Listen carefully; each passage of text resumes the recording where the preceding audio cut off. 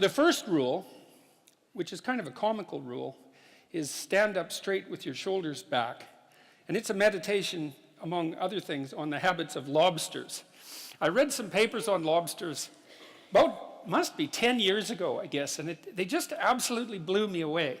And one of the things I've really loved about being a psychologist, and there's many things, but I've really loved psychoanalytic theory and the great clinicians, the behaviorists as well. I mean, Freud, Jung, Adler, Carl Rogers, Abraham Maslow, the behaviorists like Skinner and the cognitive behaviorists. I mean, I've learned a tremendous amount from reading the clinicians. And so if any of you are interested in psychology, I would really recommend reading the great clinicians, because you learn so much about life. It's crazy by reading them. So that's been fun. But then on the entirely other end of the spectrum, where I've learned most about psychology, is from the really low, what would you call them, the really science-oriented animal behaviorists. That's where they turned into the neuroscientists, right? They were the animal behaviorists, first of all, and then they turned into the neuroscientists.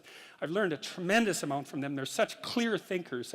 The best of the bunch, I think, there's two of them. One named Jeffrey Gray, who wrote a book called The Neuropsychology of Anxiety, which is just a deadly book. It's impossible to read. It takes like 6 months to read it, because I think he read like 1,800 papers to write it or something like that. And he actually read them. That's the cool thing. And he understood them, which is really something. And then there's another guy named Jaak Panksepp, who wrote a book called Affective Neuroscience, which outlines his studies, for example, of rats. He was the guy who learned that rats laugh if you tickle them with the end of a pencil eraser, but they laugh ultrasonically like bats. So you have to slow down the ultrasonic vocalization before you can hear them giggle. And you'd think, why the hell would you spend your time tickling rats with a pencil and making them laugh? But see, what he demonstrated there was that there was a play circuit in mammals, that there's a psychobiological basis for rough and tumble play, for example. It's a bloody big deal, you know, discovering a whole new circuit in the brain.